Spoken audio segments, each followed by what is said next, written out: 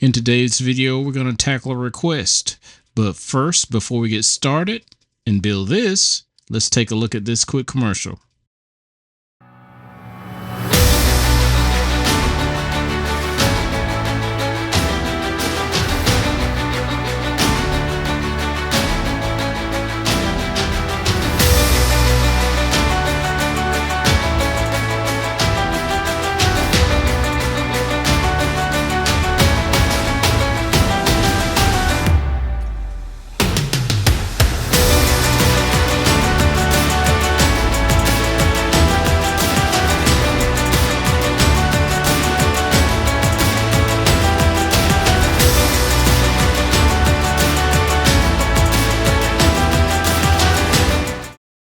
Now that we're back, let's go ahead and get started making this model. First, let's go ahead and clear the scene, and then next thing I want to do is I want to bring in a cube. I'm going to size the cube relative to the shape of the body of that character. He's a little thick, so we're going to play with it. Then I'm going to run a level 2 sub D, reposition it, and I'm going to make a duplicate. That's going to be the head. So now I'm going to take that shape, go into edit mode, and I'm going to scale it down a bit because that head is a little bit of a wider oval shape.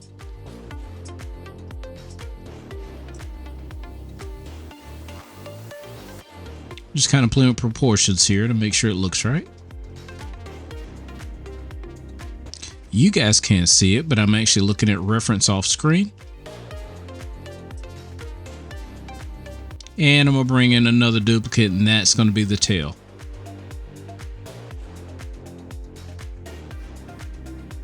Go into ortho view and work so I can get it lined up.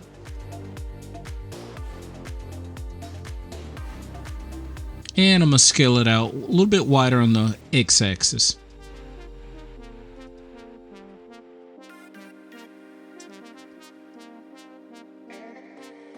And I'm going to name my little meshes here in the outliner so I know what I'm working with.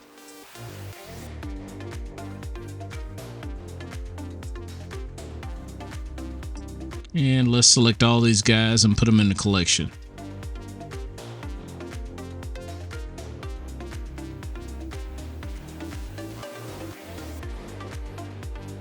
Bam, there we go. Now, I want to go in and bring in another cube. Go to edit mode. I'm going to scale it in. And really what I'm after here is a triangle. So I'm going to grab this edge right here. I'm going to dissolve it. Now I'm going to scale this thing down. Go into ortho. Scale it back up a little bit. And this is going to be one of the ears on the Gubby. So I'm going to take that top edge and just bring it down on Z. And make it look like the ears on the character. Just kind of lining everything up. And playing with proportion.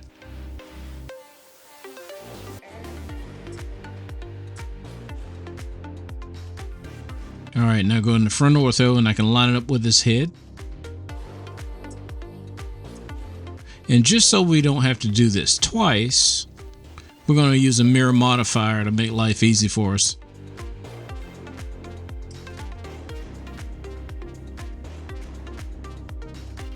So what I want to do is bring my 3D cursor here in the center, line it up with that vert, bring in an empty. It's going to drop it right on that cursor. I'm going to scale it down just so it's not so big. And now I'm going to go into my modifiers and I'm going to add in a mirror modifier and I'm going to mirror that ear. And I'm going to use the empty as its center point of that mirroring operation. So now they look a little too close together, so I'm going to go to edit mode and bring them out a little bit on X. Now because I did that, that kind of misaligned them a little bit, so I'll go back in here and play with them and line them back up with his head. I'm not over engineering this, so this is going to be good. So now that we're done with the ears, I'm going to run the back part of his legs. I'm going to bring in this shape here, flatten it out on Z, and bring it up just a hair.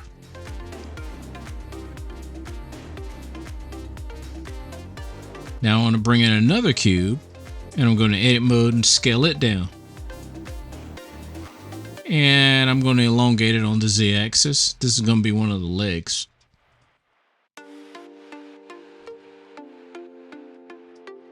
We're moving along pretty fast on this one. Yeah, it's taking a little bit more time to kind of line it up.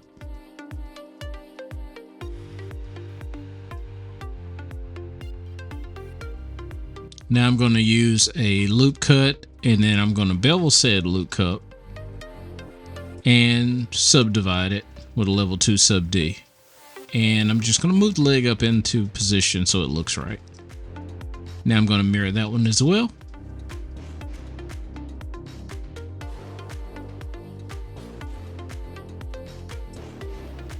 So now I got 2 front legs. Now I got to do the back legs. So the quickest way I thought of doing this was basically making an array of the front two legs, bring them to the back, and if you'll see when I look at this on the bottom in ortho mode, they're kind of off-centered. So I select everybody and I separate by loose parts, which now will make 4 individual legs. And now I can actually move those legs into place on the rear.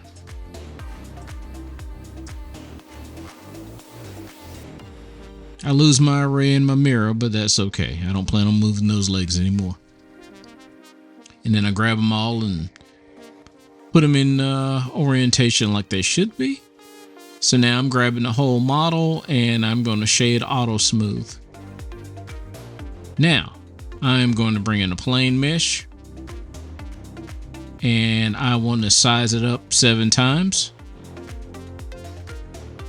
And let's move it down to the ground plane, the ground axis there.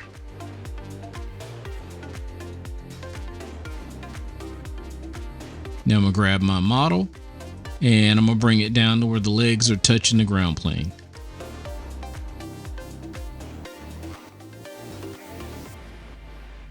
And we're done modeling.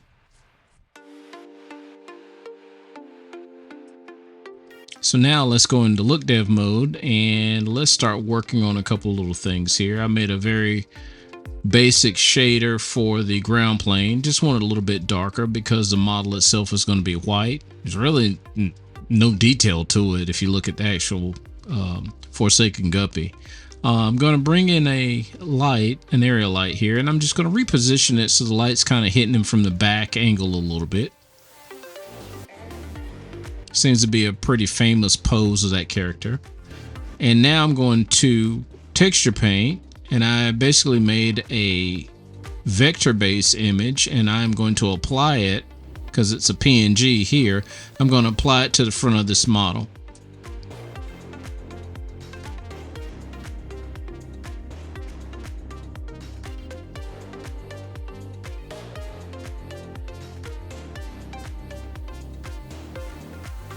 And there you go. Now I'm going to reposition his head for the scene. And there you go. There's our final render. If you like this content, please do me a favor by liking and subscribing and click that notification bell so you know the next time I create a new video. Thanks again, and I'll see you all on the next one. Peace.